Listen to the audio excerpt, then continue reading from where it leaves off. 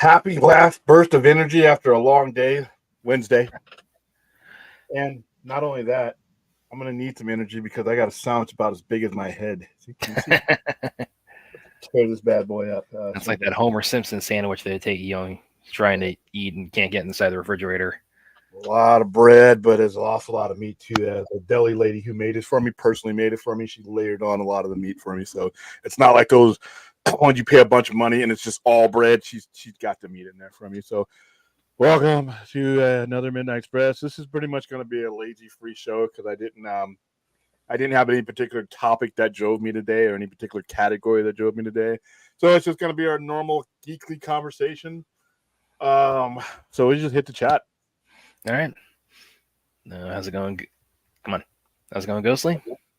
And Vince says, I'm about to watch the finale of season 2 of Quantum Leap. Glad they put both episodes 12 and 13 out tonight because the cliffhanger would have killed me for a week.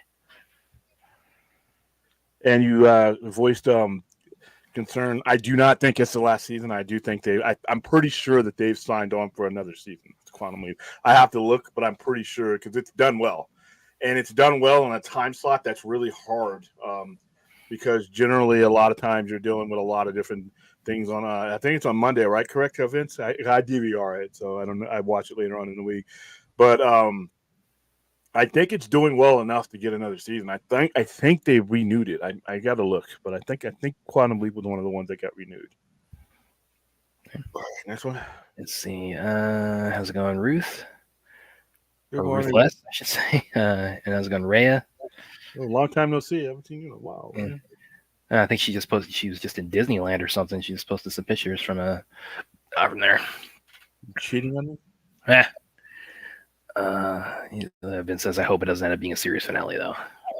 Let me look at. I don't think Quantum Leap is getting canceled. Hold on, let me look. Because I thought I saw somewhere that it had gotten renewed. Because I think it was doing well.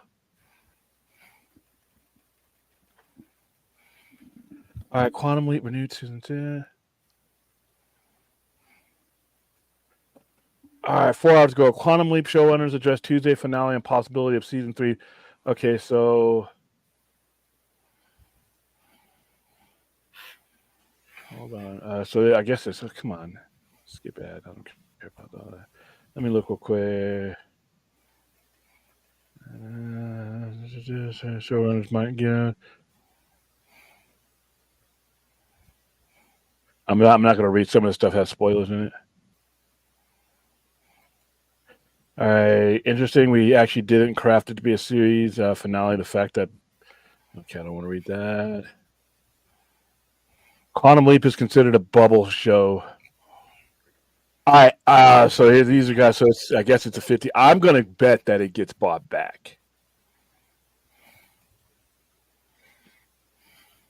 Because its numbers are, consistent with some of the other stuff that is going to come back. So yeah, I thought it was in good shape. I still think it is. I would, if I had to bet, I would say it's coming back.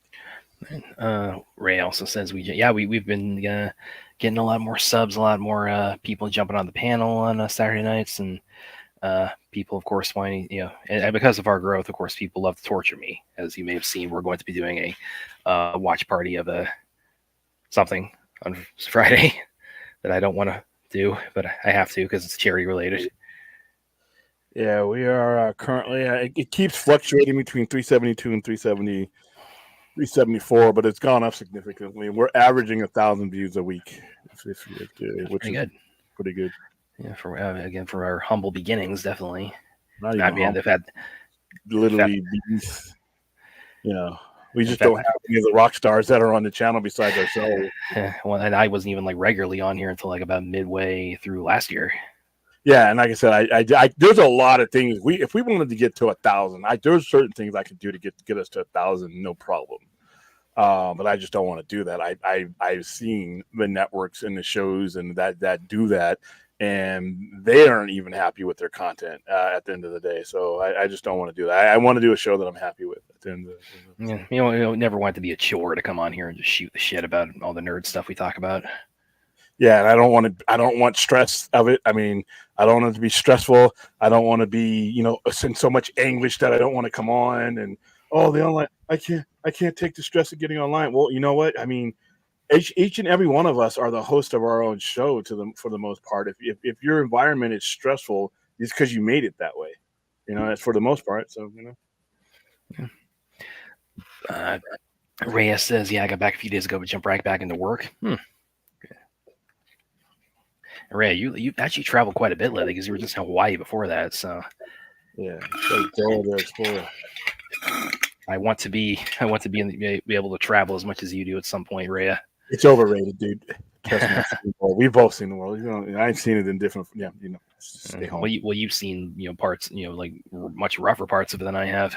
Yeah, and it's you got Discovery Channel, you got a globe, you got the internet, you got Google Maps and Google View. You don't. Yeah, trust me, it's overrated. Hey, how's it going, Clint? Clint. Brad only thinks he's being tortured. I can make it so much worse, but I'm feeling benevolent.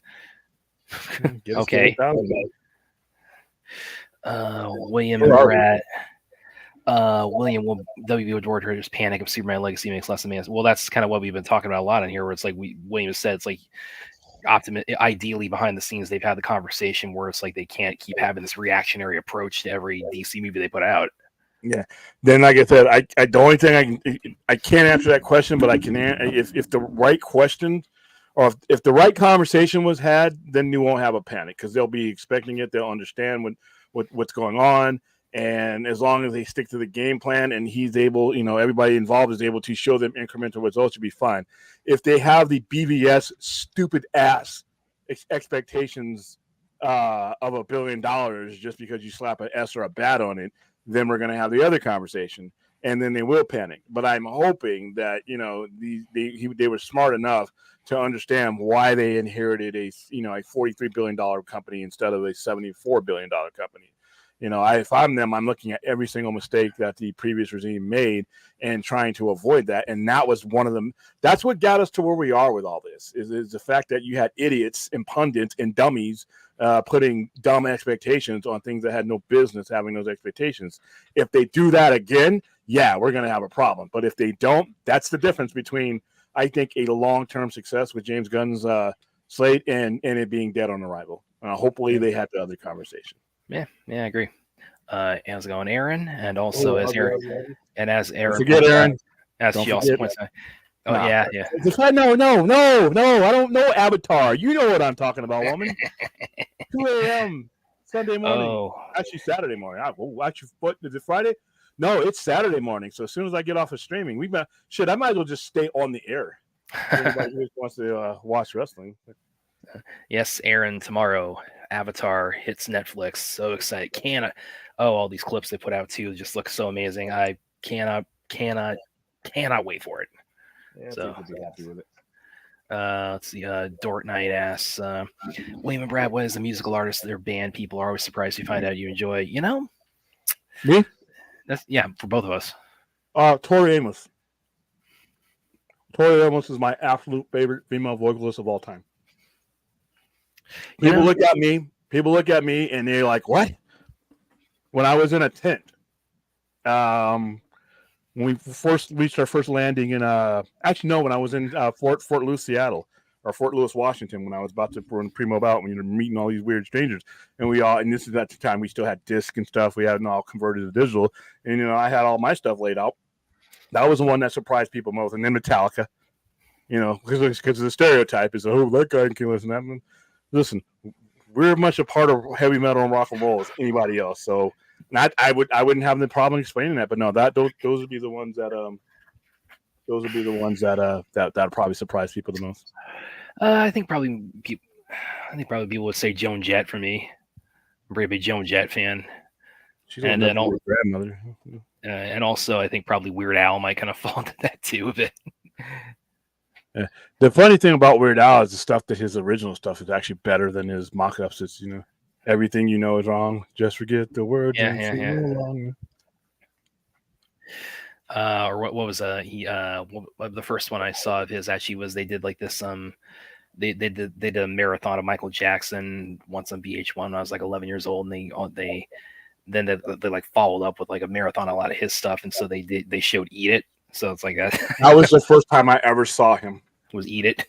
Because they released that like right after when Beat It was getting real. I mean, when Thriller was like the all-time greatest, whatever. I mean, Michael Jackson was everywhere, and then he and the funny thing about it is everybody was mad at him when it first came out. They didn't realize Michael Jackson was not only okay with it. If you look at the Eat It video, he gave him the same people that he's using in Eat It. Exactly. He could take a joke. That's the one thing about some of these guys is and then Coolio claimed, rest in peace, Coolio. I can meet him out here, by the way. He claimed he was mad about, Amish Paradise, but I love Amish Paradise. Outside, you know what? If he'd have showed that kind of displeasure, I would have taken. I'm not here to make people unhappy, but he took the check. He cashed the check. He was okay with it, And then once it got big, he had to kind of play, street card, like, hey, I'm not part of that. But Amish Paradise is fucking hilarious. Yeah, it's like that's another one of his classics, and Coolio also. It's like he's another kind of, because of his association with Kenan and Kel. Like my generation probably knows him mainly through Kenan and Kel and all that, and Nickelodeon, which is quite tragic. It is what it is. Next. He actually did also did a Hong Kong movie with Mark Dacascos. I can see that, called China Strike Force. He's with the bad guy in it. His bad guy's name is Coolio. Jeez. Yeah, and they have this end fight scene where the Coolio and the two good guys, they're in Shanghai, and they're doing like this helicopter chase, and they all fall off of this window pane that's kind of being suspended like about 600 feet in the air, and it's kind of the way it's hanging. It has like this seesaw kind of thing going on. So they have a fight scene on that. So that was really that's one that's like, you watch that, it's like, oh man, I get shakes just thinking about it. Oh, and Aaron is also talking about, she's chiming in on the Elimination Chamber. We're going to be watching wrestling until 6 a.m. in the morning. Woohoo! Yes, Rational Skeptic. You know what, though? I mean, they're going to run into that. They're going to run into this no matter what. There's no escaping that. So it's their best just to ignore it. And put out the best foundation that they can, something that they can build to, something that they can come back to their shareholders and said, yeah, this made such and such amount of money, but this is our map, this is our road game, we're going somewhere with this. And if they do that, because there are going to be people who are never going to give James Gunn a chance. There are going to be just as many people that were never going to give James Gunn a chance that were not going to give Zack Snyder a chance. There are some people that are just that way, and it's not going to change. And Superman Legacy is not going to change for them. So you have to buckle up and man up, and and push through all that, and knowing that it's going to be there. So there's no way around it. I mean, all due respect, it's the bed they made. So. Yeah, but even if they hadn't made that bed, you're always going to have, no matter who you put as director of Superman, no matter who it is, and you could eliminate the entire Snyderverse thing, there are always going to be people who are going to be against whatever person's doing Superman. It's been that way for the last 30 years, and it's not going to change. But what you can do, if you stick with what you have envisioned, eventually those people will come around. And if you look at 9-10 years later, a lot more people have a lot more respect for that version of Superman that he put out than didn't. And because, like I said, but if you stick with it, people will come around. But you're always going to have divisiveness when it comes to IPs that have been around this long. Everybody wants every man baby wants it to be their Superman that they grew up with, and it's impossible to do that. So it doesn't matter. James Gunn is going to have to go through it, and guess what? The guy after James Gunn is going to have to go through it. There's just no way around it. Just got to man up to deal with it. Yeah, it's almost like they should just let these things coexist in a multiverse or something. Then everybody's happy. Well, you have to have old people die. Unfortunately, that's what I mean. And it might not die, metaphorically die. This generation of filmmakers or film studio heads needs to go off into the sunset and retire because it's them.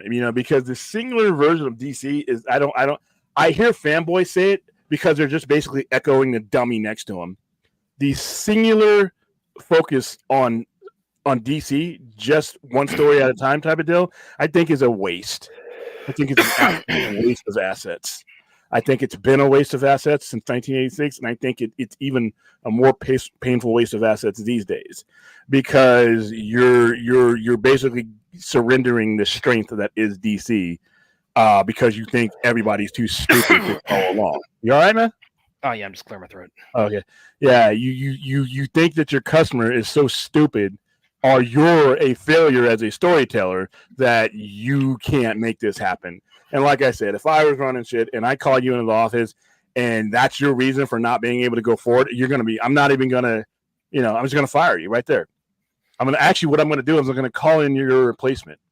And I'm like, I need you to do a better job than the guy you're about to replace as I write you your last check and get rid of you.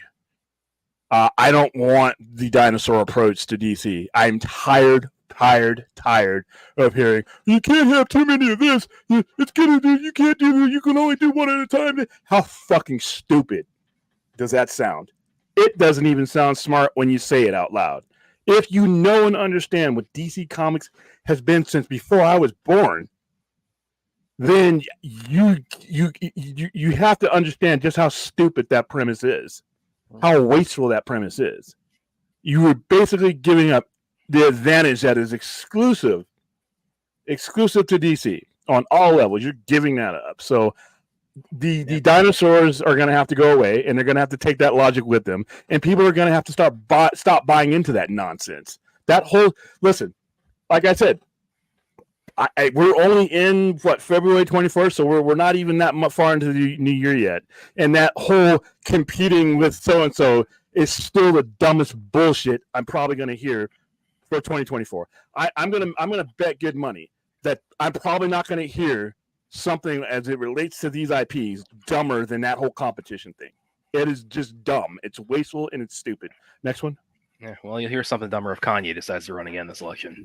Within our yeah, I get it. I just set up my little zinger there.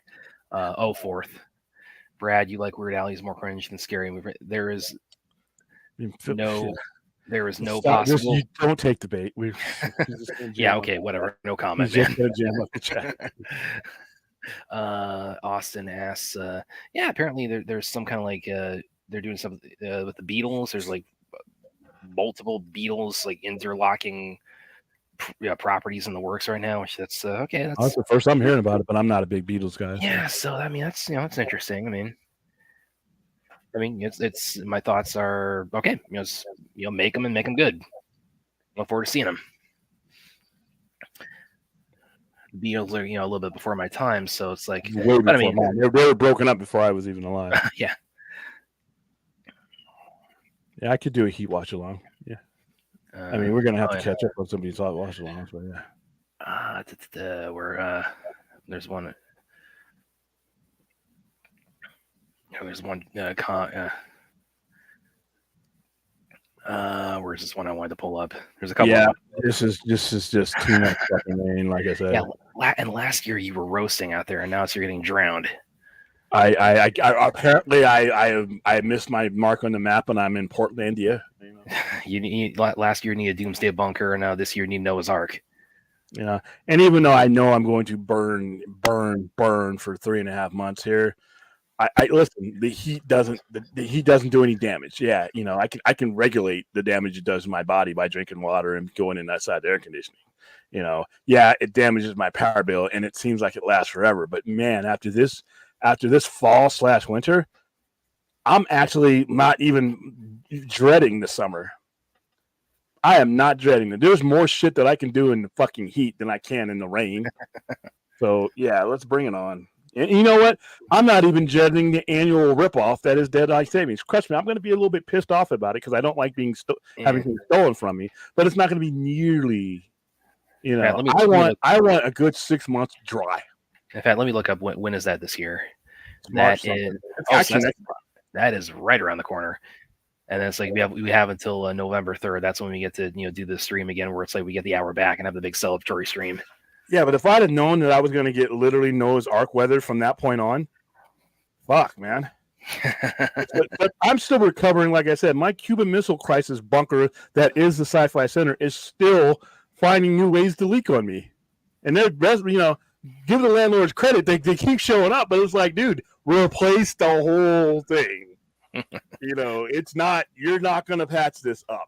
Like I said, Khrushchev Khrushchev and Kennedy were going back and forth on the hotline at the same time that they were building this building. You need to replace the whole roof, dude. Come on.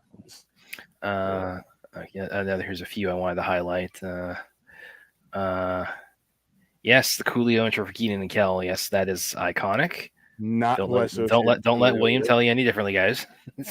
Dude, I don't even. Yeah, whatever. Like I said, I should pull that up right now and play it. no, you should not. Nickelodeon was my jam. Yeah, it was mine too. And Nickelodeon was mine, but it was before it got kind of crazy. My generation was you can't do that on television. You guys had Good Burger. We had Rugrats and we had Good Burger. We had the Keenan and Kel. We had Pete. Pete was awesome. Pete was awesome show. Your generation. I weep for your generation. That's what Nickelodeon was. Good Burger was. Oh my God. Oh, guys, if you I'll tell you. Comments, help me out here. The Adventures of Pete and Pete. That's one of the best kids shows ever made. You mute yourself, man. Stop my cam. When I was growing up, it was look up a show called The Third Eye. Yeah, I think I've heard of that. Because all we had was imports from Britain because they didn't have programming. Nickelodeon didn't have its own true programming outside of you can't do this on television. Oh, and they also until like the 90s. They also had, I'm sure everybody in the chat remembers this. They had Are You Afraid of the Dark? Oh, that was cool. I loved that. I watched that so much. Clarissa Explains It All, right? Was that Disney Channel? Yeah, I was on that.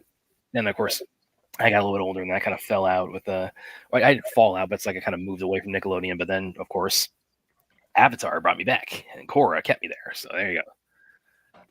Yeah. By that time, I was done with it completely because it had geared its programming towards younger kids that were way out of my demo. So I kind of drifted away from it. Oh yeah, Pete and Pete had a great intro song. Yeah. I don't know what that is. We actually got some people with some Coolio stories in here. And I'll read off a few more of these comments, and I'm actually going to bring up a few of the things I actually DM'd you about today, because these are also things I thought we'd go ahead and talk about a bit tonight. But I'm going to highlight a little bit more of the chat before we go ahead and do that. TLC intro to all. Yeah, this is all that. Man, TLC left us too soon. Oh yeah. I remember one time they had who were the twins again from, what was it, Sister I think it was called. I can't remember. I know who you're talking Tia about. and Tamara, I think were their names. Yeah. It should tell you how closely I followed that show, but they were very big in the 90s, and they actually did a guest appearance on Good Burger one time.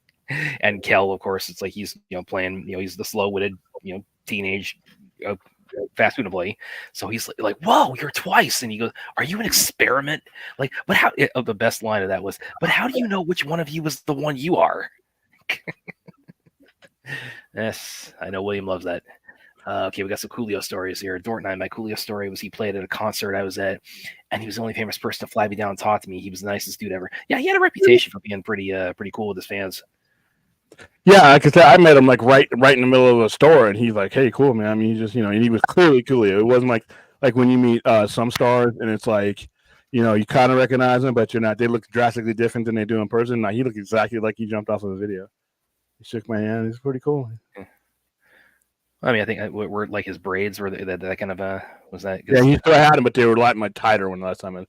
Like I said, he died at like 57 years old. Yeah, he wasn't that old. He was not old. Yeah.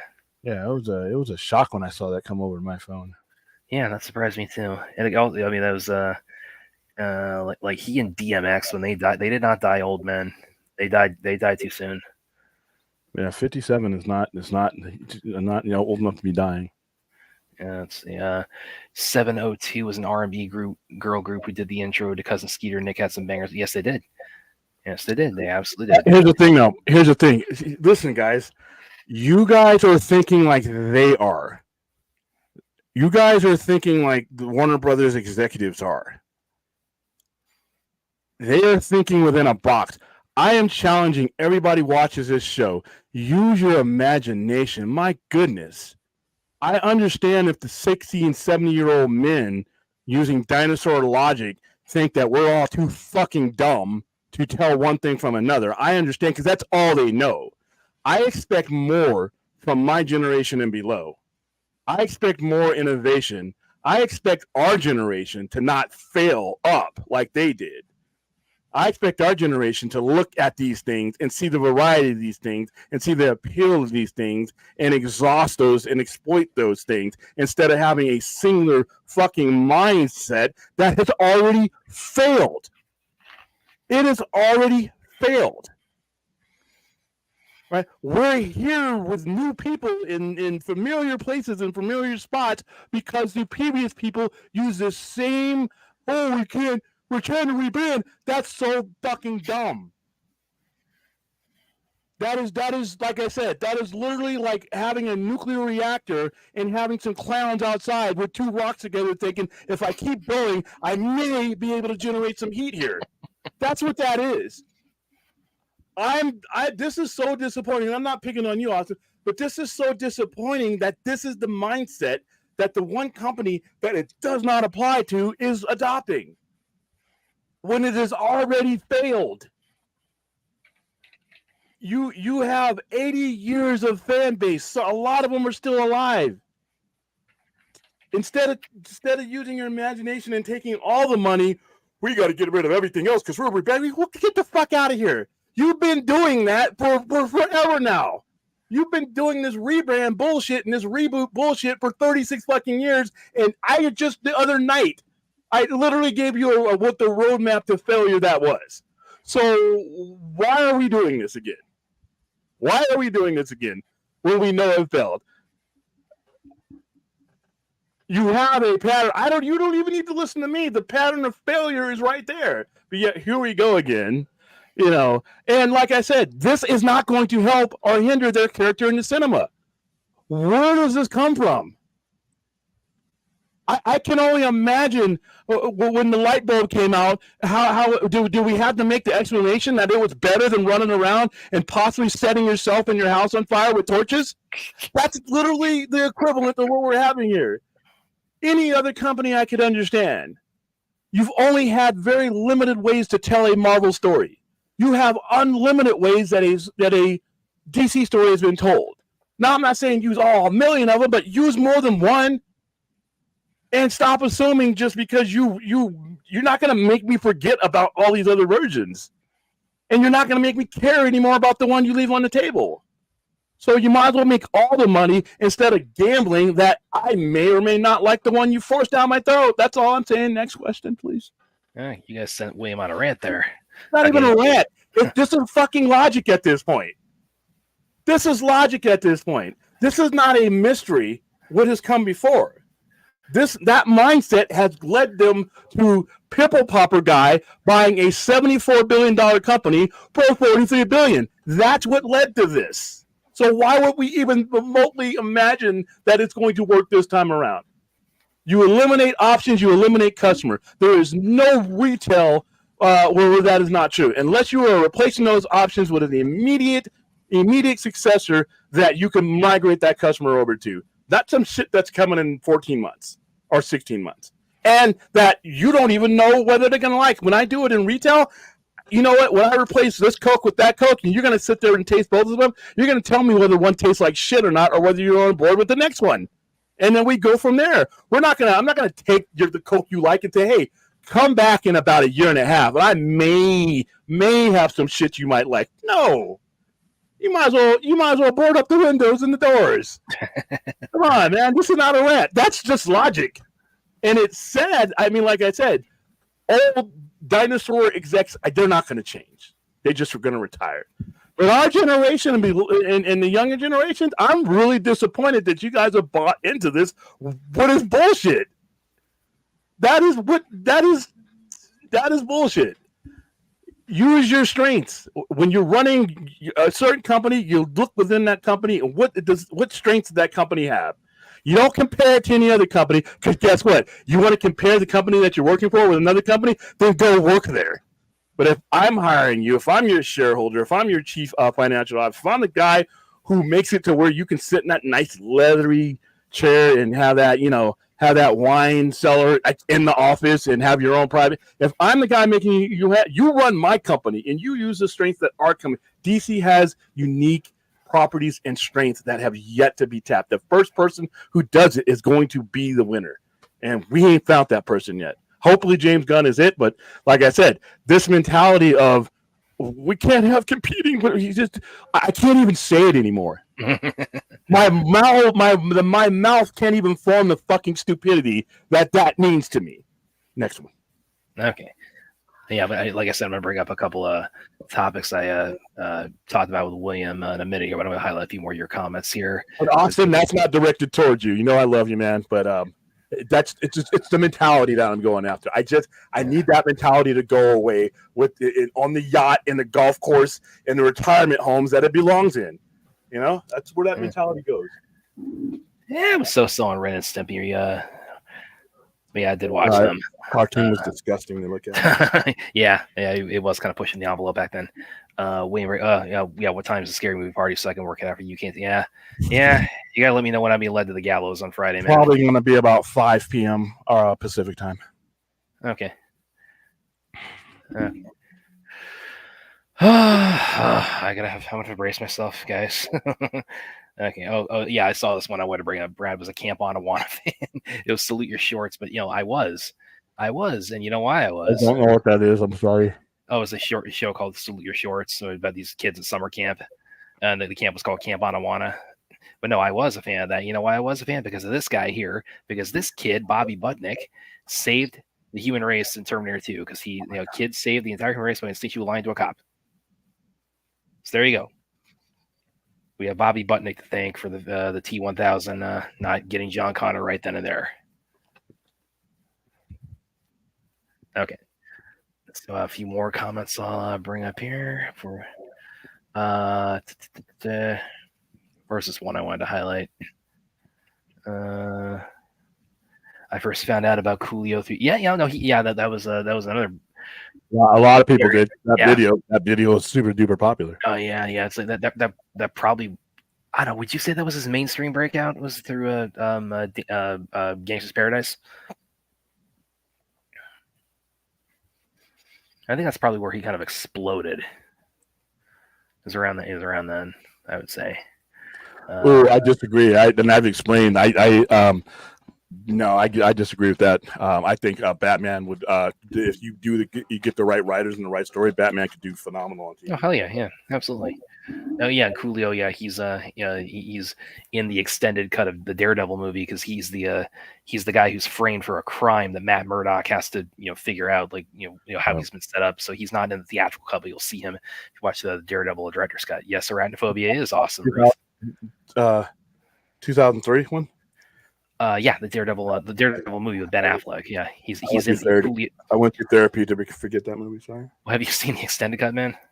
I didn't like the one I saw. Why would I want to extend my misery? No, it's better. Come on. And what is it about Ben Affleck superhero movies? There was always a superior director's cut where we just waiting to. Nothing. I doubt. Sorry. I didn't bring up The Raid. Now, Clint, you did. So, but since you commented, I'm gonna. Oh my god! One of these days we're gonna make it through a stream, and I'm gonna go into shock. I'm gonna be like, "What? We went through a stream without The Raid, or Michael Jai White, or what's the other guy, Scott Adkison? We went through a stream without any of those guys. I don't think it'll ever happen." But okay. So let me. There's a couple questions they want me to bring up, so I'll do that for now. Bring up some of the stuff we were talking about.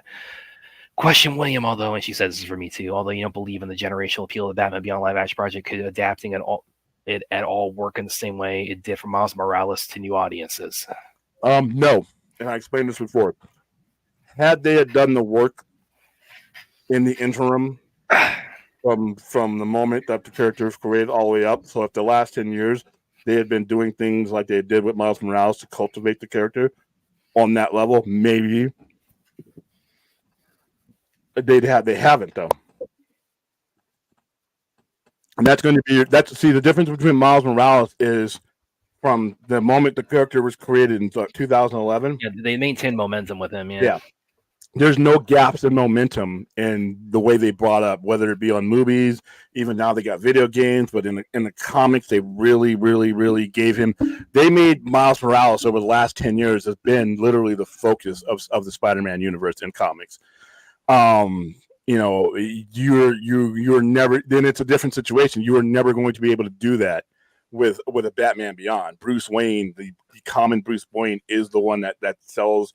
And it's the focal point of that character. Whereas with Marvel, you had the ultimate imprint already that allowed them to do that. So if you'd have been doing they were doing Miles Morales with an Elseworlds or something like that over the last 10, maybe even longer, because Batman Beyond's been around quite a bit longer, then maybe, but there's not the kind of momentum that would have gotten the general audience. Each year, Miles Morales gets more exposed and more a percentage of the general audience. I've seen it in my cells. Every store owner's seen it in their cells.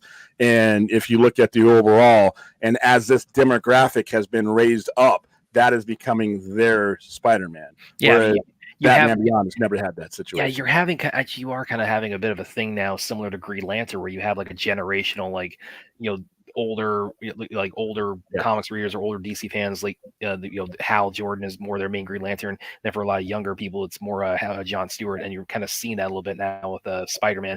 Maybe not to quite the same extent, but again, like the older you are, Peter Parker is your main Spider-Man. But then a lot of younger people, Miles Morales is their main Spider-Man. Yeah. Hey, real quick here. Here's the thing, though. It doesn't really matter what the project is. It's not. Remember when we talked about this a couple of days ago? It wasn't the nonsense that they were spreading or that they might be operating on is not project specific. It's mindset specific. It doesn't matter what the project is you're not doing or doing. If it's because of that reason, you're basically doing the same dumb shit that's failed DC on every medium, not just cinematically, every medium. That mindset has failed them over the past 36 years. I've been collecting and been a part of all this stuff through all these mediums since literally the early 80s. And there's a reason why we brought up Crisis the other day, because it's that mindset, that established mindset that, instead of using our imaginations, what they get paid to do, we're just going to constantly reset things, consolidate things, and forget that, your strength was that diversity. And I'm not saying, like I said, it still has to be managed. Don't think I'm thinking about just have like a 5,000 things going on at once. No, it still has to be managed. It still has to be paced. It still has to be metered. But to not use your strengths at all, that's malfeasance. That's just stupid. So it doesn't matter. You guys can bring up individual projects you want to. It's not the individual projects that's the problem, because guess what? It's not even the same people that are always doing it. This is a DC thing on every medium that's been done since 1986, and it has failed every time. I mean, you guys. Are you guys not seeing? Show me where this has worked out long term. And I'm not just talking about a series of movies here and there. Long-term, for long-term viability of an IP. Where does it work out? The one main thing that started it all got scrapped within a decade of them doing it. And now here we are, hoping and praying that, whoever's version of Superman is the version that everybody likes, and fuck everybody else, by the way. So that's not retail logic. So yeah, it doesn't matter. Project doesn't matter. It's the mindset. You have to get somebody in here that looks at this thing as a whole and wants to exploit some of the things that'll work, and not just, say, well, I got this going on, I need to develop this and get this going. Listen, half the people of this thing that you're developing are not going to care about it. They are not going to see it. They need to brace themselves for that reality. And you can praise James Gunn to the high heavens, and just like we could praise Zack Snyder in the same manner. The reality is for both of those gentlemen, half the people were going to tune themselves out of those directors, no matter what they did. So you consolidating and narrowing it down and clearing this up isn't going to do anything if I was never going to go see your thing anyway. You taking away something from someone else or not doing something that might appeal to someone else is not going to help the thing that you're trying to do. If anything, it's going to hurt it. That's just retail logic. I mean, that's been retail logic since Sam Walton, helped, develop retail and mass marketing. So yeah, Next one. Well, actually, kind of on that note, I'm going to go ahead and bring up some of the stuff we were talking about earlier offline. I'm gonna take a bite out of that sandwich. Yeah, and I'm gonna start with the one that's less is more the glass half empty. Kind of talk about that. I'll go with the glass half full one because just need to keep the spirit a little bit more upbeat by the end, I guess. But yeah, this kind of this is upbeat. We're upbeat now. Well, like this like right here, the speculation we were talking about, this kind of feeds into what you were talking about just right now with as far as like DC having all the pillars for like for different things coexisting and just cinematically and not taking advantage of that, even when they after the last few years when they've been positioning that as the kind of the driving force of what they're doing. Here's what I'm going to challenge you to do. Show me where this bullshit has worked. That's okay. Show me in my lifetime with what they have been tasked to do where this mentality has worked. Ball's in your court, man. Go ahead. I'm sorry. Okay, so I'm going to bring it up right here because this is some stuff William and I were talking about earlier offline. This is guys might want to get some dictionaries on what a rant is. Just saying. I mean, I'm a very vocabulary type of guy. I like using words that run. This was an interview Jeffrey Wright gave regarding the Batman Part 2. He said, I haven't read the script for he has read the script for the Batman Part 2. He said, and he was being asked because I've watched the video. I'll play the video so we won't get pulled down. But he was asked, like, so you're going to be reprising as Commissioner Gordon, and he's quoted saying, "That's the plan. I haven't read the script yet, but that's the plan." Now, we've kind of talked about this previously, within the last 6 weeks or so, where it's. Yeah, I mean we're coming up on 2 years from when the Batman was out theatrically, and now in light of this, in light of the recent Superman and Lois thing of we have to end the show now because we can't have these two versions of the character. The Dark Knight universe is not a comparison because they were not intending to create a universe. Yeah, that was just Batman on his own. Yeah, but yeah. Anyway, kind of going back to what does the budget. Why does budget need to line a quality $100 million budget can go a long way with good cinematography? No, I agree. I absolutely agree. Yeah, certain movies, and a lot of times it does align with budget because there's just certain things that cost a certain amount. If James Gunn does his movie the way he wants to, and all he needs is $100 million, that's fine. But if it goes as probably that it will go, especially with his type of filmmaking, $100 million is not going to be enough. And if he has to settle for less than what he needs, then you're going to have a problem. That's all I'm saying. I just don't see how he would want to or be comfortable with working with a lower budget than the first Guardians had for Superman. I just don't see how that being the case. But I guess we'll find out more details about that pretty soon. But yeah, anyway, kind of going back to. This with the Batman 2 again. I mean, it's 2 years since the first one came out, and this is the status of the whole thing. And now, of course, this is coming in the aftermath of we can't have multiple versions of Superman canceling each other out. So, and there's already been a little bit of people starting to get a little bit nervous on the Batman Part 2, and in light of that, with Superman and Lois, and what already happened with Cavill, I am not ready to connect those things. I have not heard from anybody with any real media credibility that would be the case. And those situations don't have anything to do with this until they stated them. Like I said before, I dare them to fuck with this movie for those reasons. Because then that just proves that this is so stupid. If you have a Batman that appealed to enough people, why do I give a fuck about Batman Brave and Bold when I like this one? Maybe I'll give your Brave and the Bold a chance. But what does you taking away this do for that? Well, and I should clarify too, because I'm not I'm not trying to say I'm suspecting they're going to cancel. They're going to Batgirl. Well, a lot of people are worried about it. It's a legit thing to be because of what you're right. With their mind. See, here's the thing. That mindset. Once you put that mindset out there, the stupidity of it permeates everything that you're doing. It hangs like a cloud over everything because Okay, like I said, I mean, you might, if everything goes right, you could have a trilogy out of Matt Reeves films. But at the same time, you're going to be giving me a Batman Brave and the Bold. Why would you take away something I'm already watching and established before that? I mean, and people are using it. Well, the TV thing, like I said, that the project in the medium is not as specific as the fact that that singular mindset again, because they're doing it with movies too.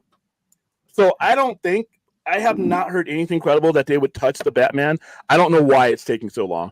Now, Yeah. if I hear some shit, like if I hear some of the stuff like you heard from Superman and Lois's creator, now you should worry. But right now, we haven't heard anything like that. It doesn't seem like it's that's something that James Gunn will be focused on. It would. I mean, obviously, and I've talked to other people about this, and this would be reassuring because there has been some speculation that he might be like Matt Reeves might be writing 2 and 3 back to back and intending to do so. It's like that would start. And that would account for this 2-year gap of just total radio silence on. Well, also, you got to remember though, we've gone through some things. There's been a lot of mismanagement in between when the Batman first came out and where we're at now. It's kind of like the MCU situation where you have to give Bob Iger time to recalibrate. Or Kevin Feige time to recalibrate back to his original mission when it was kind of hijacked by their mindset of the previous guy before. We have a lot of delays that are happening with Marvel projects and a lot of stuff that's probably getting redone, whole Daredevil thing. So that's just by having a different guy. What DC has had is complete top to bottom mismanagement for so long that even the good things like the Batman are overlapping with bad management. You had program was started under a total shit show of a company, and now you have, like I said, they ain't perfect. Obviously, we have our issues with some of these guys, but they're way better. There's no way. If you gave me the way things are going now versus the way they were before they got here, even with all the issues I have, there's no way in hell I take their predecessors. But they did inherit a lot of just stuff that they've either had to cut, rearrange. You've had production schedules that are going to get rearranged because there's a certain amount of money that you can spend while you're trying to work your way through a debt without bankruptcy, which is what they're trying to do. So there's a lot of justifications. There's a lot that goes into this. But once again, I think that's more the case than the we don't want this many Batman, happening at any given time type of thing. But they leave themselves open to that because of the sheer stupidity of that mindset that's now been out there. Yeah, well, like to give my glass half full or glass half empty,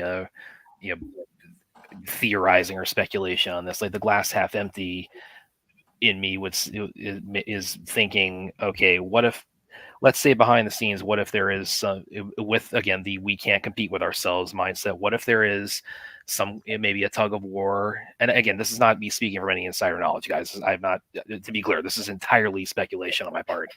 But what if there is like a behind the scenes thing of a tug of war, or a debate about Matt Reeves, we really want you to integrate Robert Pattinson into James Gunn's DCU plans, which of course is very much the opposite of why Matt Reeves took on the Batman in the first place. He wanted it to be its own solo, universe. And I mean, I'm not trying to scare anybody here who's a big fan of what Matt Reeves has done with the Batman, but if that's what's happening, there's a problem I have with that. There's nothing credible for that. You know what I mean? That's just there's yes, it could be possible, but I think we're going down. It gets dangerous when there's a lot more reasons that this could be happening than that. Plus, once again, the mindset is stupid. You guys can try to the cows come home to defend it. It's a dumb mindset. It's a dumb mindset that they've adapted with this one. If they tried to use that dumb mindset on a Matt Reeves movie, he'll walk. Well, yeah, and Matt Reeves has enough credibility to walk, and the movie just won't happen. That's what I was leading into, and that what Vince brought up. It's like I think Reeves, if they tried to get him to crowbar it, and it's like I think he'll walk, and I think I'll take Pattinson with him. And like you said, if they try that on this, it's like now they're really going to be in for a shit show. Like they thought they had one already. Ooh, it's going to get 10 times worse. And once again, I challenge you guys this on Saturday night. You guys are trying to give me reasons and ways and all this. When the mindset is stupid, you can't defend it. When the mindset is stupid, you can't defend it. If you can't defend it with here and with this situation that we really probably don't have, but we could have potentially have. If you can't defend it here, you probably can't defend it anywhere. You may have a better chance on a TV level, especially with the CW being what it is. But if it was just a TV thing that I thought they might be applying it to, then it But I see this as a mentality that they're going to try, because there's been so many things that have been consolidated and got rid of just to make way for this. And this may not be what a lot of people want. We don't know how this is going to do, but you're going to basically tell one set of customers that has been giving you, money on any different level to hold on for a second. What if, it just seems like that's why I don't think it's going to happen with the Batman. Like I said, I think that when you try to apply this boneheaded logic to higher end stuff, it exposes it for the stupidity that it is. And that's why I don't think we don't have anything to worry about until I hear otherwise, though. I could now if Matt Reeves comes out tomorrow and says, you know what, they're putting the skids on my team because they got this thing coming up. Like I don't think it's going to happen. Then now you have an issue.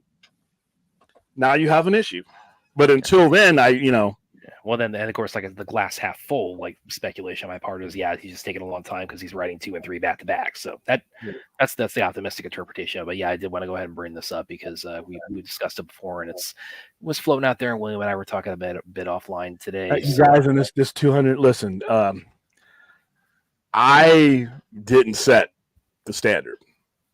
I didn't. All I did was pay to see the movies.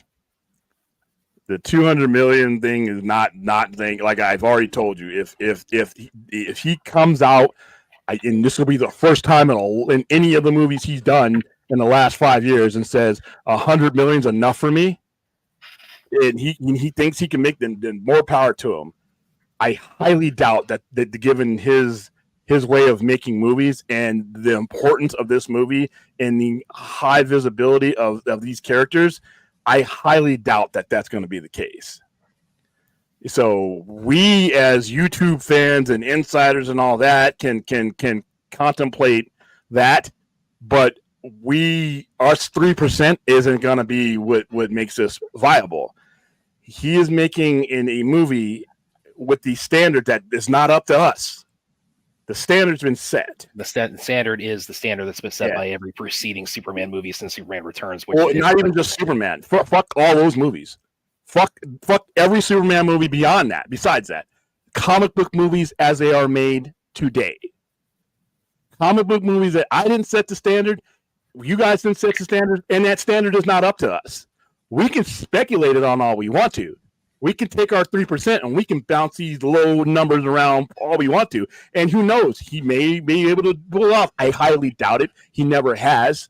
So, but the standard, the general public that is going to make up the lion's share of the money that goes into it comes back, that standard has been set amongst them. So if you can make a movie that still maintains that standard, which is really hard, that's why these things cost, that's why your prices are what they are, then, like I said, go for it. I doubt that that's possible. I doubt that that's what they're going to do. And once again, you're trying to gain the trust of an overlapping demographic. The first statement is it can't be that you don't believe enough in your movie to spend the money that you need.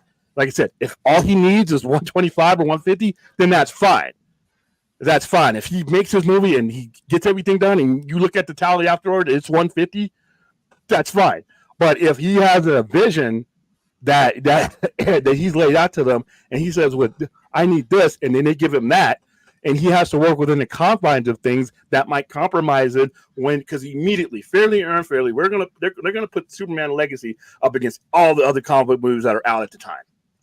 And with some of the money that's spent on these TV shows, they're going to be putting them up against that too. And you can go ahead and try to cut some corners, but with the credibility that DC has right now, is that something you really want to be doing? I don't think so. Next one. But yeah, let me go ahead and pull up the other thing we were talking about. It's again, this is all speculative on our part. Yeah. Okay. By the way, wait, Brad is the speculative one. I am the listen. I don't know guy. I'm that guy. I'm like Well, I just like running these things by William because he filters it through like the business man's mindset. Yeah. I mean, I just try to run things out to where I think that if I can't put it together in my head, then I can't make that leap. That's just me. But go ahead and bring it up. Let's see what we got here. And now this is entirely. This would not be like putting frowns on anybody's faces. In fact, it would put a lot of smiles on people's faces. But I'm sure you guys saw this today. God, that's so yeah, that'd be stupid if they took that long. Come on, guys. But yeah, I'm sure a lot of you guys saw this report come up today. There's no start safe with this shit. I'm sorry. You get safe when you've established your beachhead. After all these everything that DC has gone through, credibility wise, you be safe with some creature commandos. You be safe with some of the other ones. Your first step, no. All right, let me go ahead and pull this up. Yes, so we had this drop today from Mr. Physical Media President. I'm not really sure. Give the disclaimer. Give the disclaimer. Yeah, it falls under scoops, rumors, all that jazz. All the band shit because Brad has that kind of credibility, he can bring it up. He can bring it up. Anybody else, I would be like, take that off the screen. But Brad has earned the right and the credibility to bring this up and have it as part of the discussion. Damn right. But that's a fucking cool ass poster. Oh yeah, this is like I'm not sure if this is fan art or like where they got this from. That is really really nice. Yeah, I downloaded it immediately because it's like even like without any news attached to it, it's like I just wanted to have that because I could just have that. I want the artist to give me permission to fucking. Oh hell yeah! But anyway, the rumor or the report here is Warner Brothers is considering IMAX and Justice is Gray for Zack Snyder's Justice League on physical media. Now, of course, as far as Justice is Gray, that's the black and white version, which. I don't know the status of that as far as like other countries on a physical media release, but as far as North America is concerned, right now it's like if you want to see Justice is Gray, you got to pull up an HBO Max. So that is what it is. So, but I mean, I would definitely love to add that to my collection if Justice is Gray, just make the whole thing complete. But then of course we have the other part of it is like they're considering an IMAX release for the film. So again, this is right now file this under rumor, but yeah, William and I, we were talking a little bit offline about it today, and I just want to go ahead and get your thoughts about it. It's like, okay, like assuming the veracity of this, what do you think this says? If they are indeed going to do this, first of all, when would they do that? I think that's a massively 6'2", 285-pound if. I'm just entertaining it. I'm just entertaining it right now for the sake of this conversation. To me, it would mean that they're probing their IPs to see which ones are viable to them, and doing something like that. And the best way to probe something like that is to do things like this, because them putting it in IMAX, they don't have to necessarily, if they do a limited engagement, not like a full run, like a 1 or 2 day type of thing, then you don't have to do the kind of promotion that studio or theaters will want you to do, because whenever you put something on the big screen, theaters are going to want you to promote it. They can't afford it because their profit margin is low. So this is something that you could put out there for cheap because obviously you own it. Also, this is something that you could also, once you put it in theaters, put it out there, you still have this on HBO Max. And remember, whenever you do something on streaming, this is what a lot of people kind of leave out when they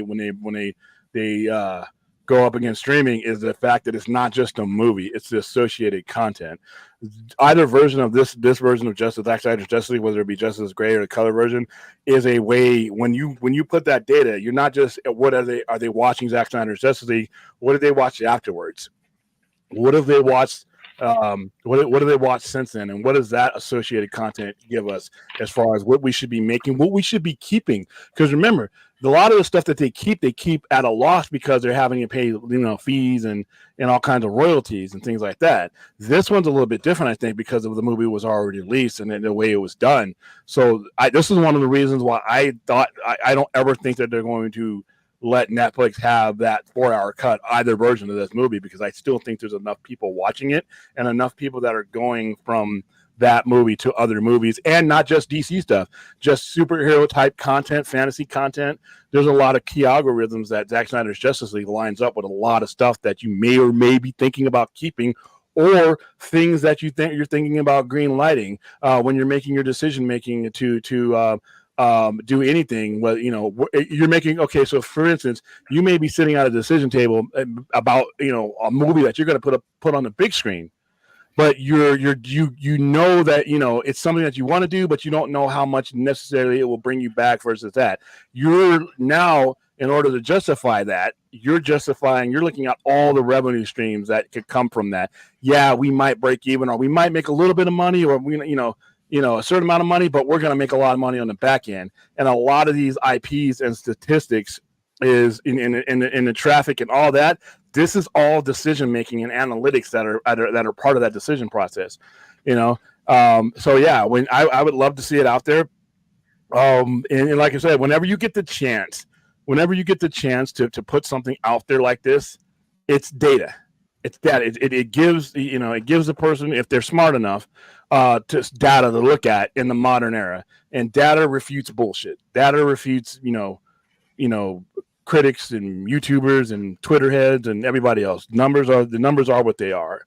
They can tell more about you through what you're watching on their streaming service and wherever else they got it than they can on a blog or or in a chat room. So I think it's a good thing if it happens. But that's a huge if. If it happens though, then that means that at some level somebody still regards this as a valuable piece of their IP. It's not going. Yeah. Well, and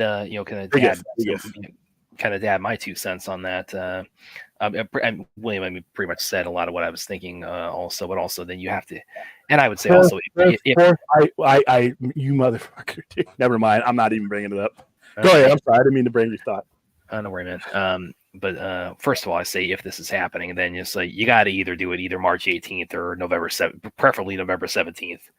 Because it's like, because the significance of those dates to this movie. But, I would say also the thing about it is, obviously it's, it bears repeating that, Zack Snyder's Justice League, the Snyder Cut, whatever you want to call it, the release circumstances of this movie are exceptionally unique.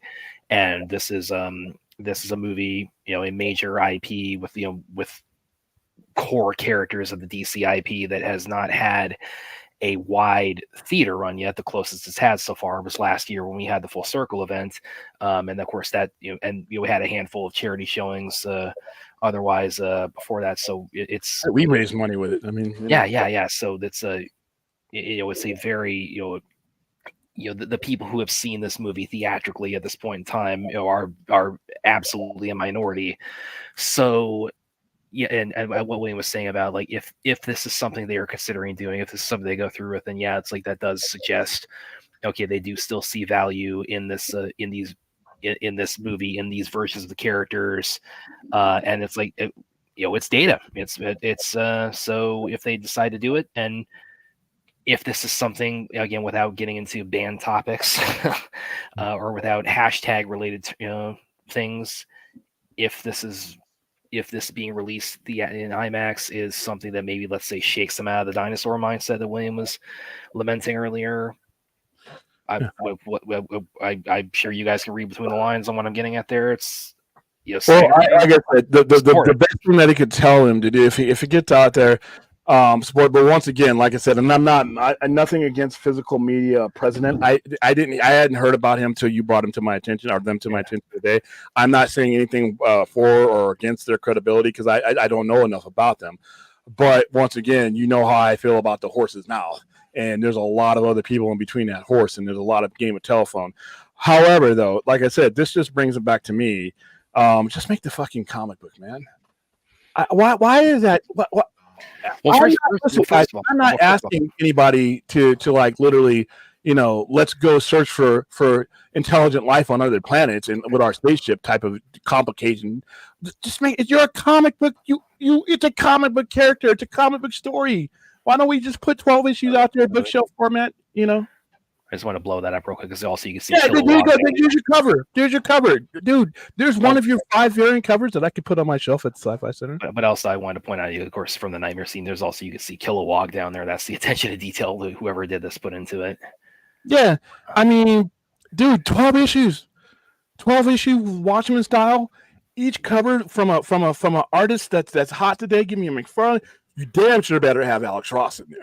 I wonder if they got Alex. You gotta have Alex Ross. I'm wondering if they got Alex Ross to do this here. I mean, this is a little bit different. His style is different, but this guy, whoever did this, do one of the covers, he makes so much money. Your profit margin is going to be huge. All right, plus incentive for lower budgets, higher net revenue. You're right. You're 100% right. I read this while Brad had that up. 100% right, except for the fact of the situation that you're in. Every other time I would apply this and say, yes, not for this situation. You're dealing with the perception of your company as being disorganized, cheap, no vision, fairly or unfairly. There's a lot of weight that comes with these. I would interject to say that it's much more than a perception at this point. You can't use the normal rules to treat this patient. Like I said, maybe at some point down the line, once we've established that beachhead, yes, 100%. But right now, you have to treat your patient with the tools that patient needs. And this patient is literally flatlining in front of you. You're plugging up veins and holes with your finger. This patient is bleeding out, and you got to bring in the good shit. You got to bring in the adrenaline to start his heart again. You got to do the things that are not necessarily going to be the normal practices that you do. This is my opinion. Yes, once we do that, though, this is the way to go. What you're saying is the way to go on a normal basis and everything else. But for these first rounds of movies, you're gonna have to, like I said, people are gonna be watching, and you're not gonna get another chance to make a first impression.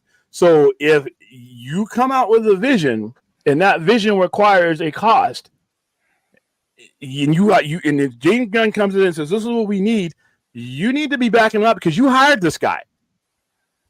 You hired this guy because he pitched his vision to you, and you bought into it. So don't be backing up now like a scared dog. If he comes to you with a budget that is this amount, and that's the guy you pushed everybody else aside to make him the man, then you need to back him up. Now, like I said, if he can do a Superman movie with superheroes in it for less than that, I'm leaving open that possibility. But all I'm saying is there should be no corner cutting here. I just don't see him wanting to do that for less than what he did for the first Guardians, though. Neither do I, because he's going to know the appeal of that. It's just like I said, there's a lot of stagecraft you can do, we can reuse, and a lot of stuff. We're seeing that with Dune. But for the most part, these movies, these effects cost certain things. They just cost. The cost is out there. It's like you can't. Some of those things cannot come down. You can only use stagecraft for so many things. But once again, this is your first step. It's like the man on the moon taking that first step for mankind here. You're making this is your first step into this universe. It's your 10-year plan. Do what you need to do. And Zaslav, give him what he needs to have. Leave it all on the table. Because if you hold back and you come out with a movie that's less than what he thought he can make because of that, and it ends up being perceived as second rate, damn, there's not going to be a second step, Yeah, well, anyway, going back to this, I really need to know whoever did this art, because they did a fucking amazing job here. This looks like this could be the poster for the movie here. I mean, this is like the poster. Dude, that's after I get my 12 issues and we put it in another trade paperback, which is even more money because trade paperbacks cost 2 cents to make. Come on, guys. But this is like the poster or the cover, for the Nightmare story. I mean, they got everything. They got all the players on here. They got Darkseid. They got everything. So whoever did this artwork, they did an amazing job. So hats off to them. And yeah, I did want to bring that up as a topic tonight. And I guess we'll see as it goes further. You challenged me with that. Sorry, I didn't mean to interrupt you. Kevin Feige, when it comes to Marvel, for the most part, especially in your guys' lifetime, there's been, for the most part, one way of telling that Marvel story. You've had your Fox stuff and you've had your Sony stuff, but for the bulk of the last, say, 40 movies or so, that's got to have come out with a Marvel emblem or a Marvel logo on them, the bulk of that has been one consistent universe of storytelling. That's the only way that they've developed so far. You got way more with DC. Oh, and here's the thing: when it comes to Marvel and DC, the way they came up as companies is a reflective of how the studios are too.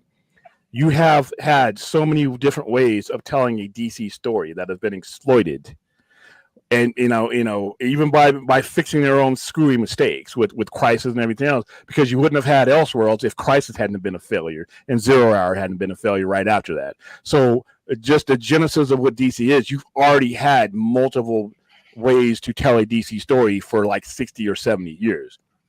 Marvel, and this is a lot of ways in the comics as well, but more so in their studios.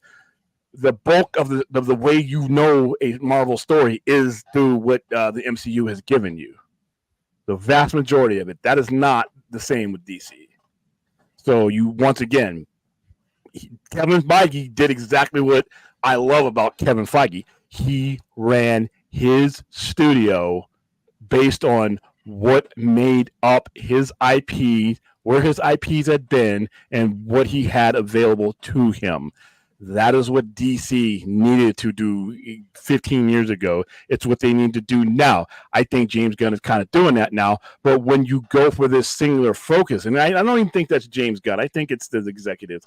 When you go for this singular focus, you are not being consistent to what DC has always been at its strongest. That's all I'm saying. All right, well, I'm going to go ahead and pull this down now because we've got pretty much all our thoughts on it. But yes, yeah. So I guess we'll have to wait and see if they're going to do this. I still say it would just be so poetic to do it November 17th, and but we'll see. But fantastic art here, and it's like I have so many mutuals who have who were either at Full Circle or who have seen some of the charity showings of it. It's like I need to see this on IMAX. I need to see Darkseid on the big screen. I got to see all this. I got to see at the speed of force. I got to see Superman not impressed cinematically. So please, whoever it's like at Warner Brothers, make this happen. Those are my 2 cents on it. This is once again, you guys. Somebody brought up this comparison before. We're obviously I'm a huge supporter of Rebel Moon and Zack Snyder. So, but that is not the expectations for Rebel Moon. And Superman, Batman, Wonder Woman are just not the same. And this is coming from somebody who's a massive supporter, even with all the criticism that the PG-13 or ish level came out with. I'm still a supporter. I mean, we've been supporting it on a daily basis. We're literally raising funds under the umbrella. But when you talk about Rebel Moon and the expectations from an IP that no one's ever seen before, that you created, and an IP that has been done over and over again, and that is supposed to be on the same level as all other comic book movies in that genre or somewhere near there, that's a different qualification and that's a different comparison. An IP, a individual, independent IP, that does not have any compare other than just Star Wars and everything else. That's always going to be what's compared. But as far as a universe building type of thing, it is within it's its own genre. But comic book movies is a genre that is shared by all types of influences. And once again, the standard is not up to us. All right, Joe Sixpack has already seen the standard, and that's who you're selling your movie to. So you got to be careful there. Yeah. But yeah, you guys are bringing up cool comparisons, but ask yourselves, do they apply to the expectations that the average fan who is going to make up the bulk of the revenue, does it meet their standards? Not our standards and not our opinions. Not our opinion, even my opinion. Does this movie need to meet the standards of the masses who will make or break it? And can you do that by cutting corners? Yeah, I agree. And the only question I have. That's not even a statement. And speaking on Rebel Moon, it's like because I was looking at another one of Zach's quotes about the extended cut on that today. It's like the comparison he made was to RoboCop, which is like it just gets my mind reeling so much on like what it's because again when you're saying that the in terms of like the R-ratedness is and the tone, you're likening it to RoboCop. I mean, it's like I mean, I can't not get enthralled about that. So that makes me very excited to hear when the release date. They have said it's supposed to be this summer when Child of Fire, the extended cut, is supposed to be dropping. So, and by the way, it's like I'll also be giving my thoughts pretty soon here on the stream, guys, about the second issue of the Rebel Moon prequel comics. So I'll watch out for that. But yeah, the RoboCop comparison, it's like really made me really got me pumped for it. So yeah, just give us that July date. It did better than the carbon copy Christopher Reeve thing that they tried to do. It did better than any other Superman had done to that point. And when you next time you saw that particular Superman, him and Batman, who he should always be next to, by the way, when you're starting him out, made like $200 million. I mean, it might not have worked with the diaper, the man babies that are still holding on, to their Superman's plushie or Super Friends plushie, but it worked with the math. So once again, you guys, and this is where we get caught up when it comes to those films. Everybody thinks they know what was successful and not. The people who are running the company didn't even have a clue of what success was. That's why they're gone. So it's really, all of us are going to have a hard time determining what success was and what worked or not, when the people who got chased from the company that made these movies couldn't even figure out what a win was. So it's not as easy as just bringing up, well, this didn't work. You don't know if it worked. Why? Because those clowns didn't know it worked. Once again, the people who determined at the time whether this was successful or not, were the same people who drove the company into the ground. So got to be, consider the sources. You know what I mean? No, Rational Skeptic points out. There you go. Yeah, exactly. I mean, it's and he snapped Zod's neck in that movie. Yeah, there you go. I mean, I'm gonna go ahead and read off also because I've seen a few people in the comments kind of reacting to the Rebel Moon thing I just said. Let me go ahead and read the quote specifically. This is from an interview. This is Yahoo Movies. I think it was, yeah. So yeah, I'm going to read this off. Snyder says Netflix is keen for him to create a director's cut because they wanted to satisfy this other audience they were aware of. It's way more brutal, says Snyder, but it's also more bizarre. It's more Verhoeven-esque, I guess, if you want to think about it in those ways. It's more RoboCop, in the way that it uses violence as another character. There's also a lot of sex in the R-rated version. There's a lot of sex and a lot of violence and a lot of sci-fi fantasy. So that's what he's getting at, I think, when he talks about like the comparison to RoboCop, because again, those are intrinsic elements to RoboCop. I agree. I'm not over.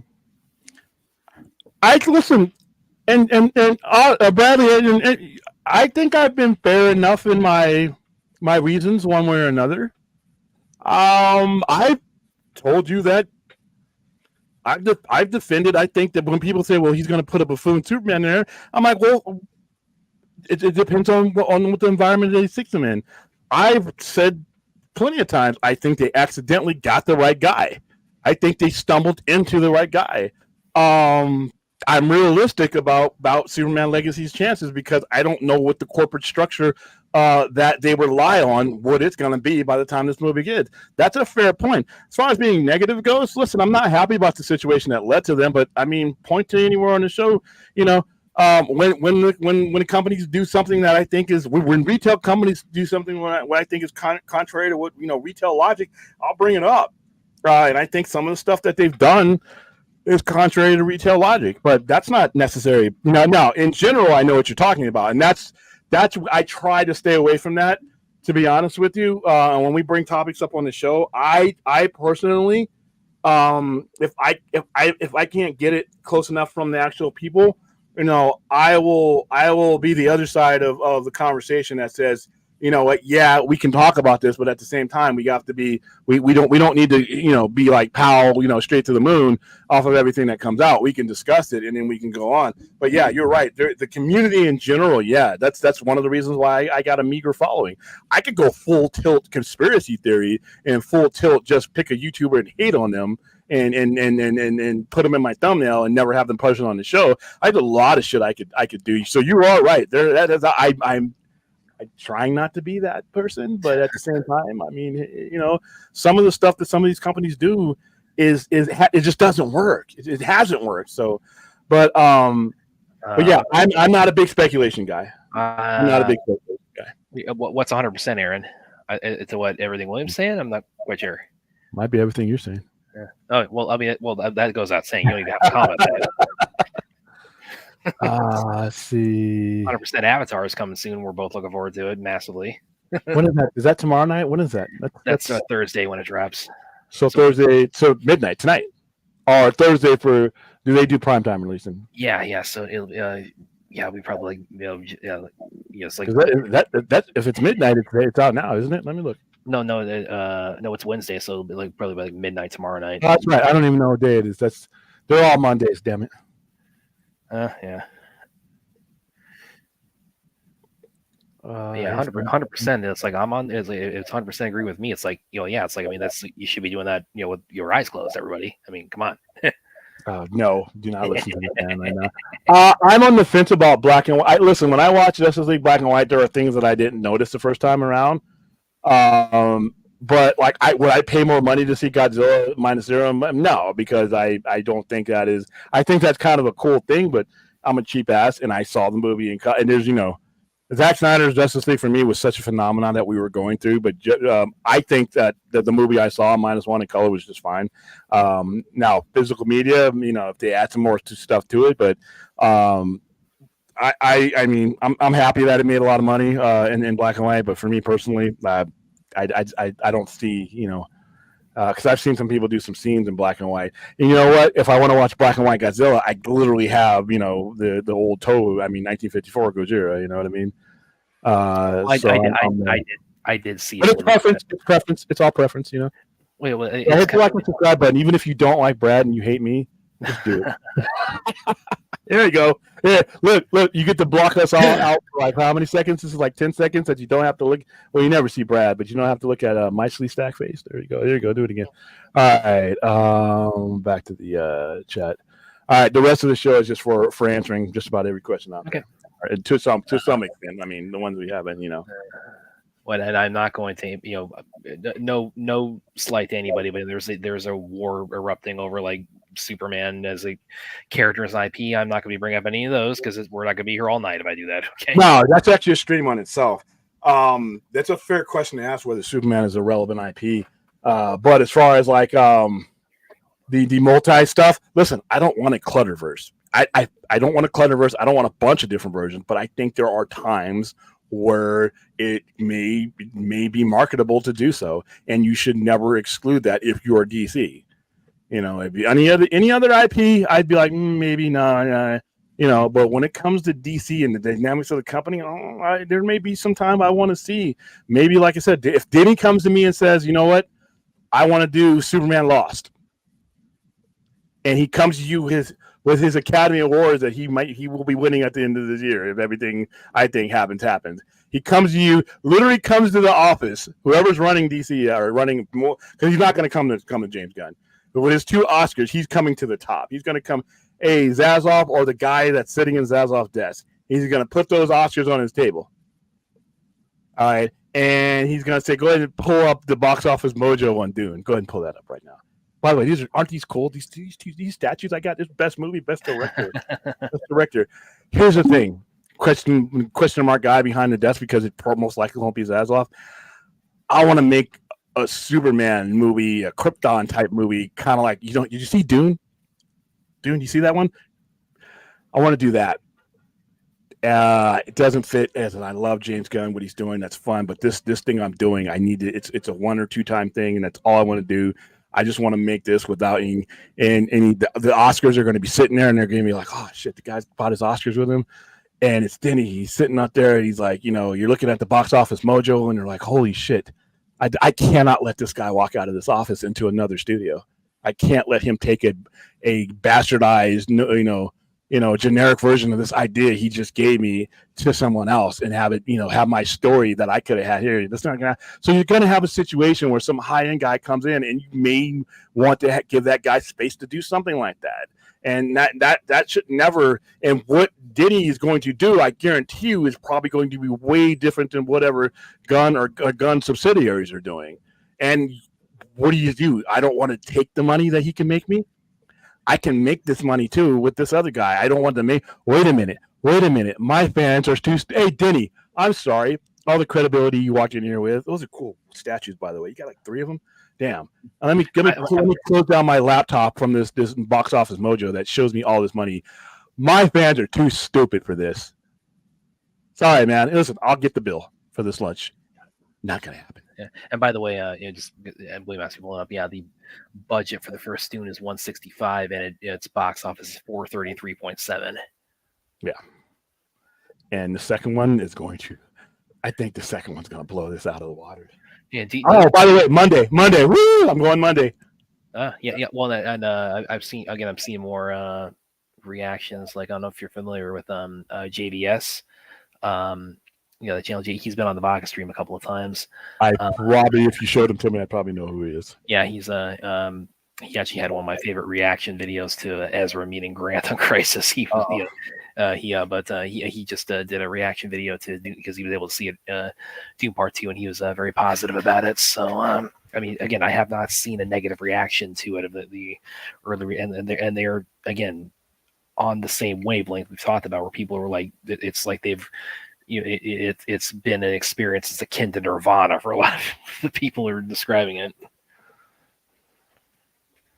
So, yeah, Antonio 100, dude. I literally blew a gasket trying to explain how we shouldn't just be talking about movies when it comes to DC. We should be talking about the whole brand. Anything that I could slap that DC logo on, fucking cereal, soap, churros.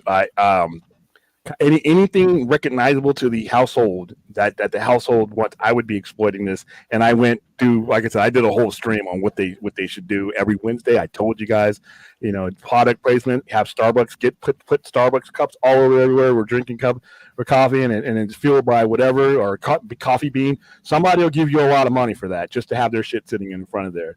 And you have Funko, you have everybody involved in it, and we're just talking DC. We're getting the conversation rolling in the DC, and not just movies. Superman Legacy is part of it, but I'm talking about the comic books. I'm talking about the stories. I'm talking about the toys. I'm talking about, what kind of video games should we be doing, and having honest conversations about, be honest with your audience and bring up why did Suicide Squad versus Kills the Justice League, why didn't it do what you wanted to do, and get some feedback from them. Start having listen, and I will say this over and over again. Nothing grows cash more than a conversation does. Nothing. People want to know that you understand the importance of their money and their time, and you could do that by talking to them. They don't want to come in and just, most of them just want to come in and just grab something off the shelf and roll. They want to talk to you.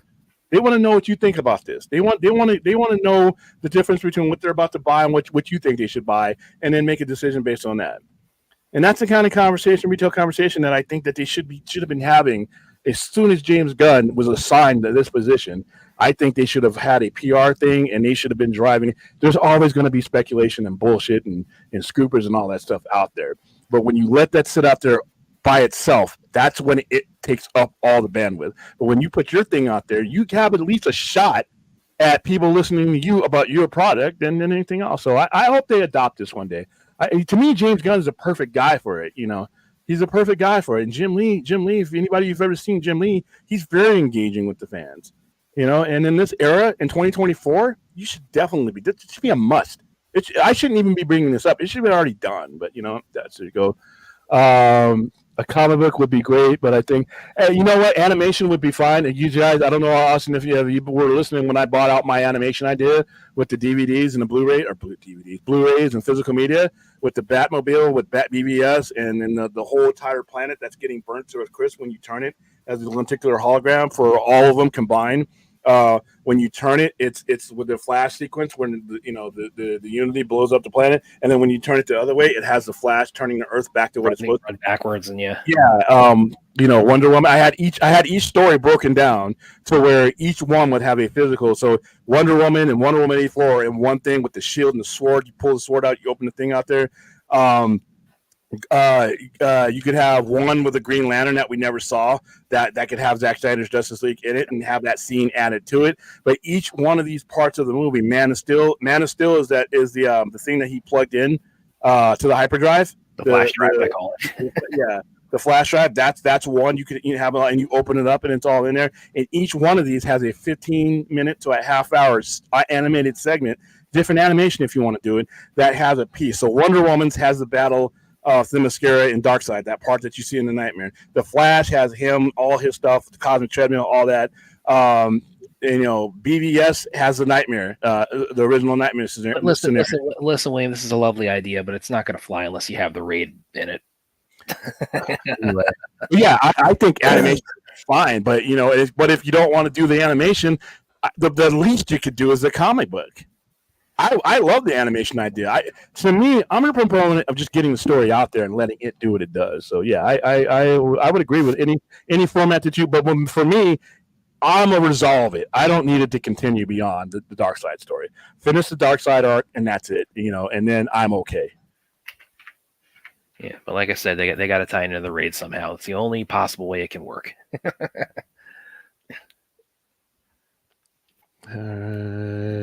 yeah, I think we're pretty well caught up on the chat, unless we had any other topics we wanted to bring up. Nah. Yeah, and I know those guys are out there. There are guys out there that are not gonna, but there's a lot of them, but there's also a lot of just common fans in there that, like I said, that don't, that are never. That's why I say whenever you pick Superman, you are always going to cut the audience in half, because one side is going to be like, that's not my Superman, and the other one's going to love it. And you when you have that, the ones who love it, it's like when you plant seeds, not all of them are going to grow. Do you pay attention to the ones that didn't sprout? Yeah, you're going to do an analysis and see what you can do better next time around. But at the same time, those ones that grew, you got to cultivate those and capitalize on them. And that's something that they failed to do. Like I said, in James Gunn, the same way. They're going to be, no matter how good the movie is, half the people are going to hate it for whatever reason. Aaron says the black and white ZSGL version. It's interesting. It's like I've actually seen more than there are multiple people I've seen the fan like Scott from DC Squadcast, and I think Wonder Meg said too. There's actually a fair amount of people who I've seen say they actually prefer Justice is Gray. So, like I said, I've seen people who prefer Godzilla -Zero with black and white. I mean, it's I may like it once I see it, but I'm not going out of my way. Whereas with Zack Snyder's Justice League, I just wanted to watch the shit out of that because I've been fighting and waiting for it for 5 fucking years. So yeah.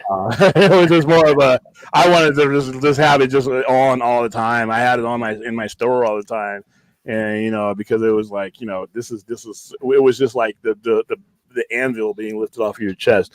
You literally willed something that was good into happening. So that's its own thing, Oh yeah. That's again, that would make the prospective IMAX release that we were just talking about earlier. It would be all the more special if this indeed is something they're potentially going to be doing. Which is why I'm so down for it. Which one? What are we talking about, Austin? What made $300 million? Are we talking about Dune? I think he's talking about Man of Steel. Man of Steel made 600. No, he can't be. Austin, can you clarify? Because I lost your I lost your thought here. If you're still in the chat. Oh God, Monkey Jeebus says.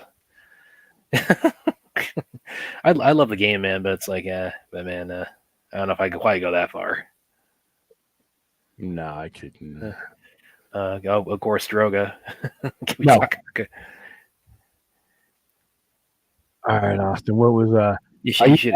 If that's the other thing you have to do with Williams' idea when the turning of the globe. It's like when you open it up, it has to have the audio. It says, "Welcome to Good Burger, home of the Good Burger. Can I take your order?"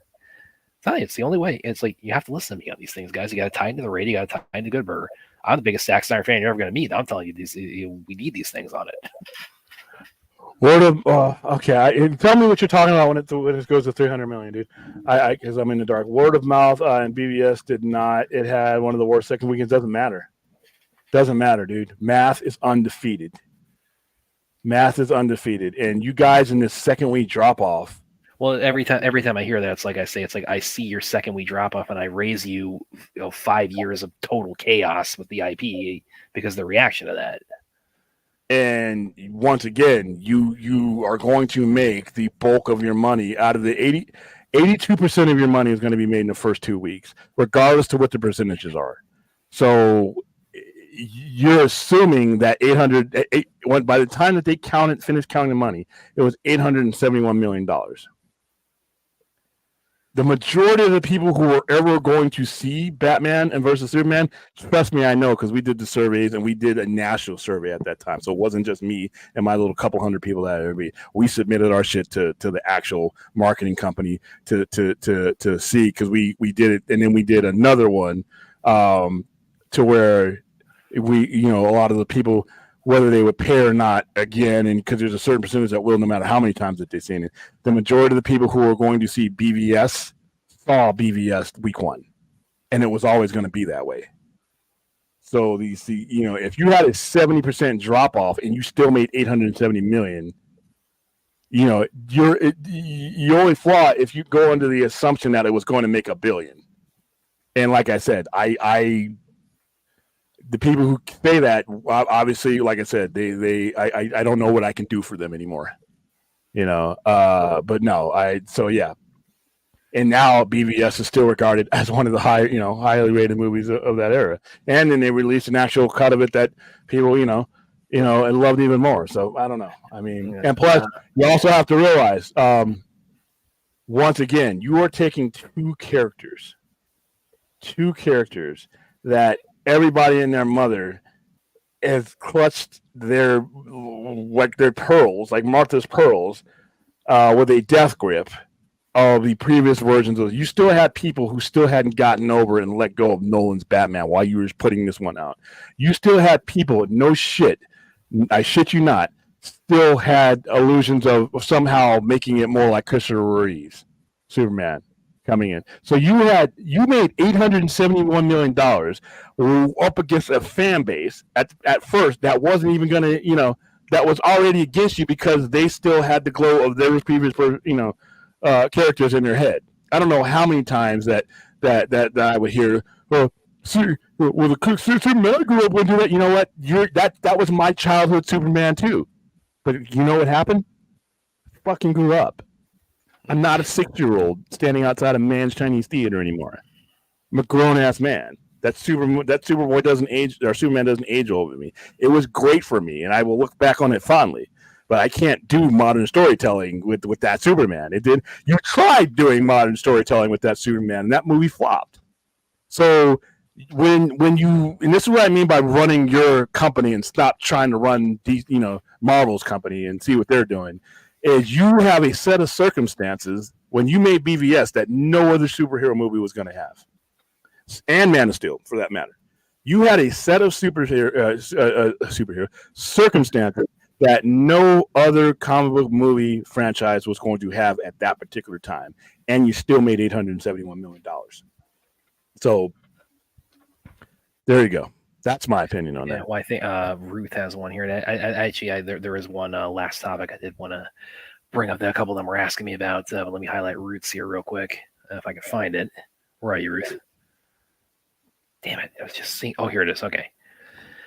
William Brad, can we do a horror watch party at some point? William Gray slashing movie. Well, we already have one. It's like you just sent us the footage of you slaughtering all the people you got in your closet there. I was like, we'll play it. We could do a snuff film night. You can do that, Ruth. No, but seriously, I'm sorry, I didn't mean to step on that. I finally thought that what he was talking about. No, Man of Steel made quite a considerable profit because you realize they had some licensing deals built in before the movie even released. It did fine. And once again, that movie and BVS were up. You were releasing those movies, and unfortunately, like I said, it took people a long time to warm up. And that death grip that they had on the Christopher Reeve plushie. And Nolan's, you know, everybody, you know, at that time was like, oh, we can't, the Nolan trilogy. Why couldn't we just have another Nolan movie? Nope, Nolan didn't want to make one, and that Batman didn't fit within the universe that was being built. But you still had so many people that were like, well, Nolan. I'm like, whatever you think about the Nolan movies, this ain't that one. And that's a lot of the heat came from. A lot of what BVS and Man of Steel paid for is not being somebody else's Superman or Batman. That they paid the significant price just for that. Now, as time went on, that is kind of lessened. And had it been Kevin Feige running the company at that time, Kevin Feige would have just made his fucking movie. That's what he would have done. And if you had proper executives above him like he did in Marvel, those executives would have let him make his movies. And that's the difference between what happened with DC and what happened with Kevin Feige and Marvel. Just better management. It's just that simple. You had one company that didn't have a fucking clue what they were doing. They didn't know what a win was if it kicked them right in the balls and slapped them on the ears. And you had another company that understood what a win was. It's that simple. All right, next one. This is actually a comment I'm going to highlight, but this also was some news we got today that and I'm sure you saw this too, that Mr. Gareth Edwards is actually going to be directing the next Jurassic World. I think I saw that, but I lost so much touch. The Jurassic movies lost me way back in the day. I mean, Really? I just never been a big deal of those movies. He did. The reason I highlight is he not just that, but also it's like you said that Rogue One is the best of like the modern. Oh yeah, Rogue One is my second favorite Star Wars movie. So you get late at night and the words don't come out. And it was interesting because David Leitch had previously been rumored for, but then that got walked back, and then this guy announced, and I put out a comment where I said, it's like, so this happened. It's like, meanwhile, it's like I was over the moon about David Leitch being rumored as being in the running to direct the Kung Fu remake with Donnie Yen. So that's a win-win for me. It's like David's doing this, Garrett's doing that, everybody's happy. This awesome. Oh, come on, Fourth. See, the later it gets, the more opportunity it is for him to troll. Aaron's like we are just. I'm finding so much. Aaron and I, we are just into the exact same kinds of things. You're probably both wearing gis right now too. Yeah, that's true. Yeah, Aaron commented when I put that thing up. I was just talking about. I sent her back the GIF from Step Brothers of Will Ferrell going, "Did we just become best friends?" You sent me one on the Batman Prophet. What am I looking for here, Alan?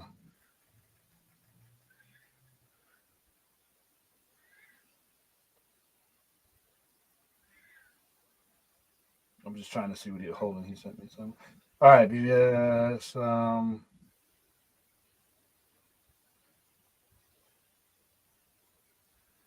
You're talking about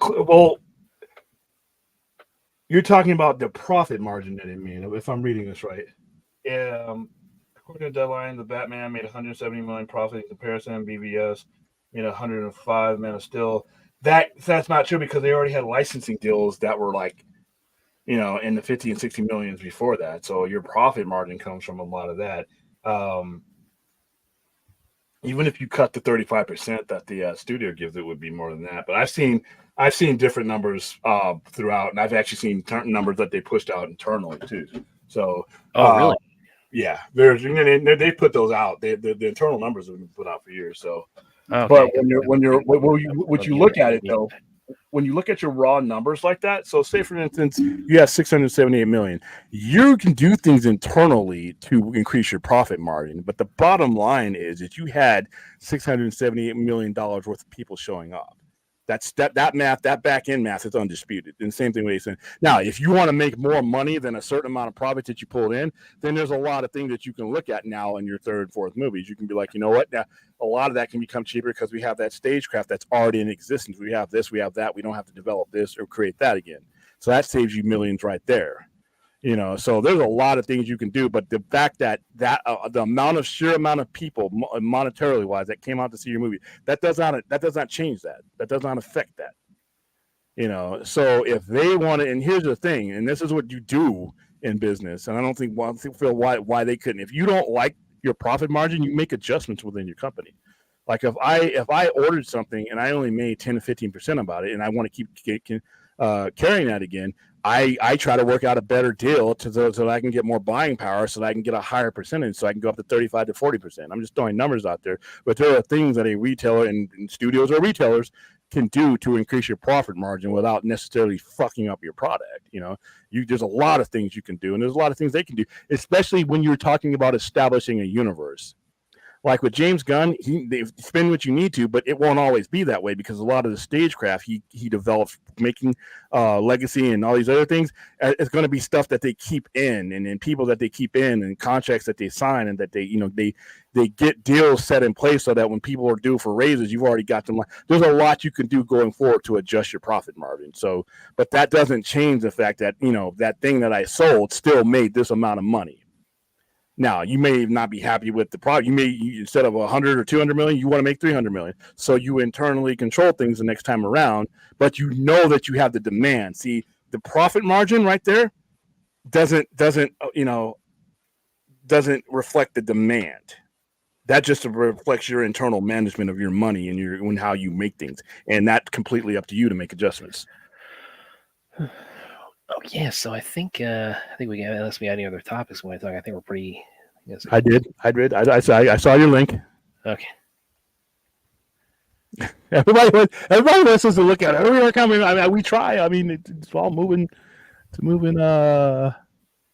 Vince put it in there too from Austin. Okay.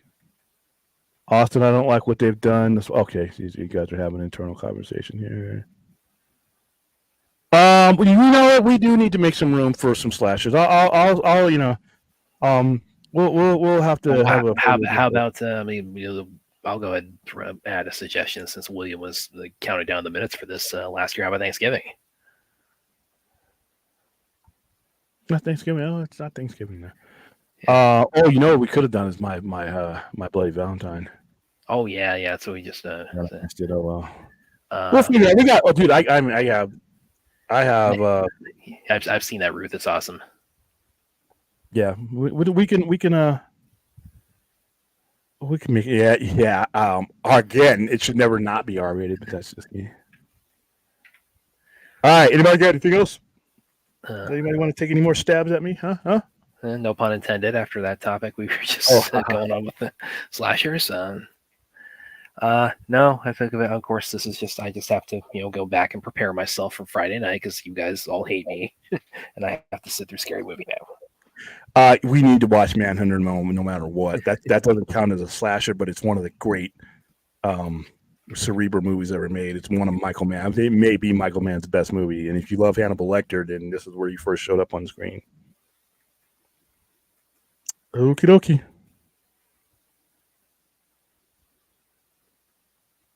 I'm just making sure we got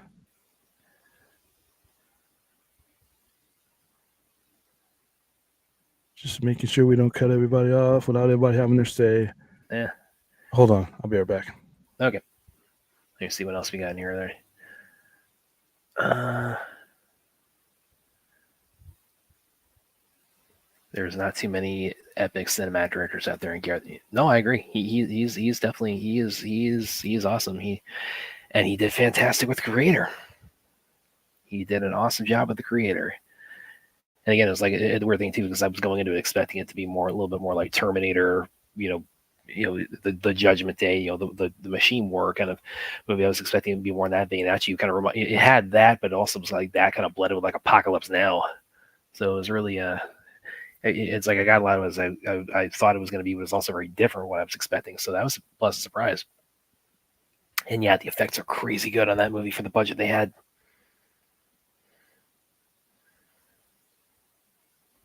Freddy versus that is. I do like Freddy versus Jason.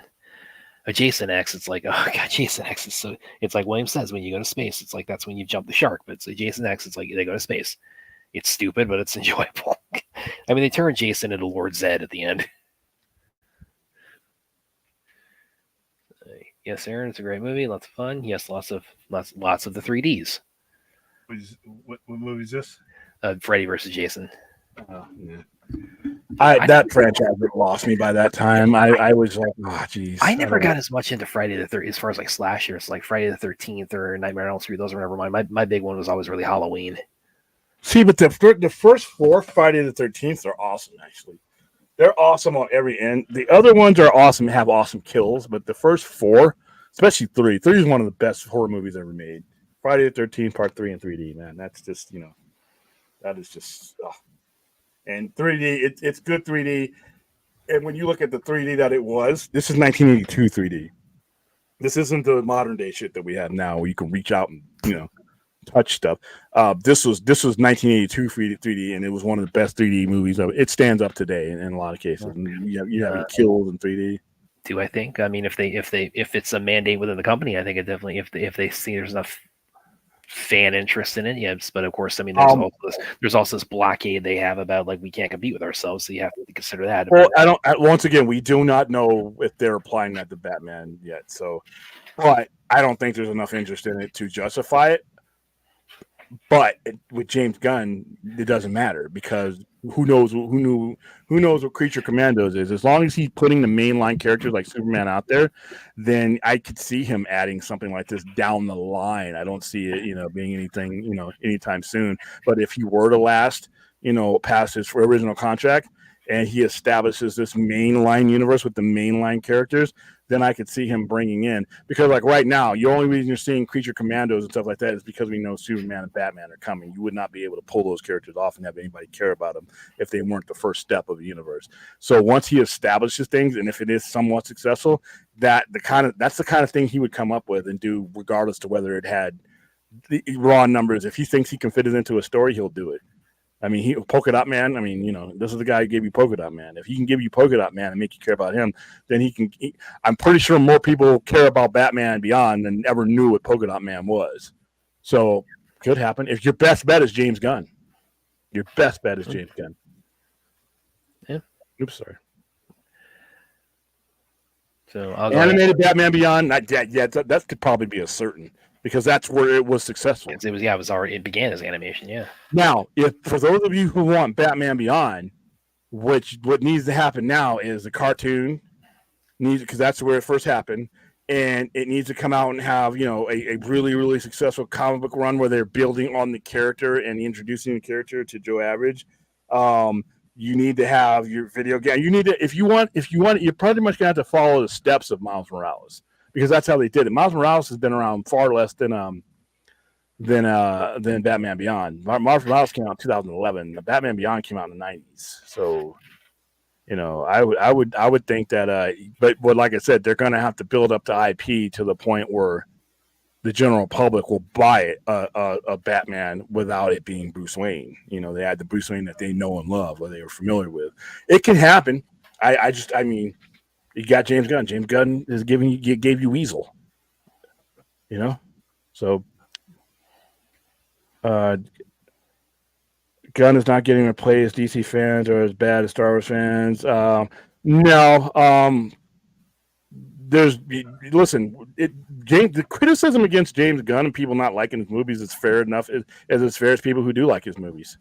He makes movies in a tone that a lot of people don't like. That's a lot of directors. As far as him being replaced, it's more real than Star Wars. You can't compare what James Gunn and Warner Brothers Discovery is going through to what Disney's infrastructure is. So that's a bad comparison, Jeebus, because one company is $29 billion in debt and on shaking foundation, and could be merged or sold with new bosses any day. I don't think that's happening to DC.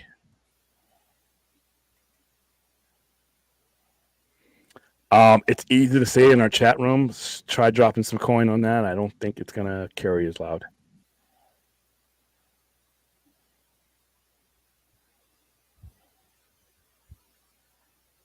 I think most of the people, in fact, all the people in our chat room, to be honest with you, I mean, to some degree, we're all having an adult conversation.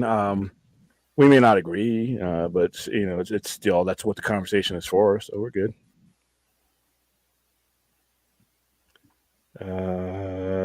Just don't put Keaton in live action Batman. Yeah, I think the Keaton nostalgia. Listen, that was a Batman I watched in the theater for the very first time, but I'm not 14 anymore, and I was really shocked when they were going to use him again, and everybody was telling me, I'm just going for Keaton's Batman. Okay. Mathematically, a lot of people, not as many people who should have showed up for that. He served the story of the Flash movie. But, but as far as like, fuck Ezra Miller, I'm just going to see Keaton. I'm like, okay.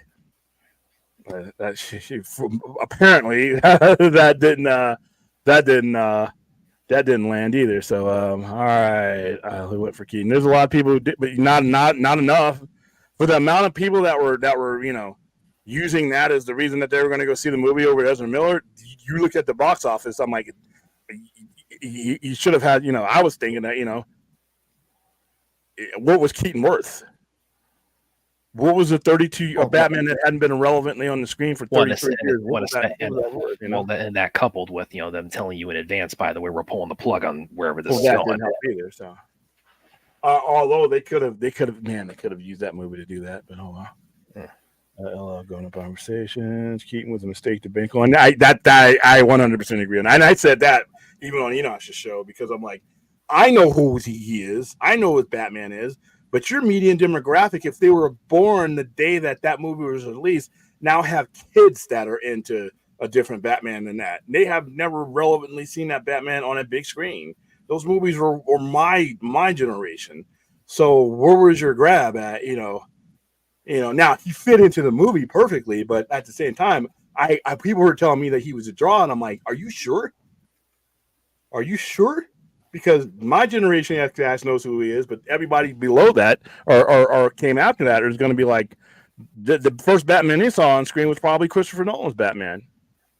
And then now you're it's like I said, the nostalgia thing, it's like a bomb. If you pull the right wires, everything's okay. But if you pull the wrong ones, it blows up and does a lot of damage. And that's why I think the Keaton thing. I know a lot of people still hold on to Michael Keaton, but analytically, was that the right move to market that on? So, yeah, but well, I think on that note, I think it's probably a good time a good note to sign off on there. All right, yeah. Let's see where are we at. Please hit like and subscribe, and that's all I got. I actually said everything I wanted to say today. Yeah, I think I did too. Let's go to our new thing. Just remember, guys, this is all fun and games. We are talking about. Don't take it seriously. Don't take it personally either. It's not that personal. Whatever you come into this chat room is what you leave with, and we're not. You're welcome back anytime to put your point of view. In the meantime, I would like you to spread the gospel of 988 Suicide and Crisis Lifeline 24/7 call, text, chat. Like I said. We're up in the middle of the night, in some cases 2-3 o'clock in the morning. These are the times where things slow down, your brain slows down, and you start dwelling on those things that the activity and the race of the day hide. Your job hides it. The relationships that you are in hide it. Your activity, the things that you're doing, travel, everything else hides it. But when things slow down is when things start to come to the surface. And if you are not ready for those things, you need help. You need to use these three numbers. And if it's not you need to make sure that you're spreading this. You're putting it on your timeline. You're putting it in your Facebook. Hell, if you're using MySpace, use wherever you think there are other eyeballs that can see and help with this, then that's where you need to put it. Like I said, sharing is caring. And you may save a life you don't even know about it. Brad, where can they find you? You guys can find me on Twitter and Vero. You can find me if I'm still someone use my Facebook. Of course, I got all kinds of great writing and blogging out there on this. You can check out all these kinds of topics, and you can find me here in the Sci-Fi Center, including heading to my Doom on Friday night. But don't worry, it's like you guys. You are going to be enlightened on Scary Movie. Mark my words, you guys. They are holding you to your musical standard that you've added to the end of the show. So. No, Aaron. I'm still. I'll probably pull out tomorrow night, but I'll spare William that tonight. All right, guys. Yeah, I'm down for it. But all right, guys, we will see you tomorrow night or this morning or whatever. I don't even know what day. What day is it? Is it Wednesday, Thursday, Friday? What is it? It's Wednesday. We'll figure it out by the next time you see us. See you later. Okay.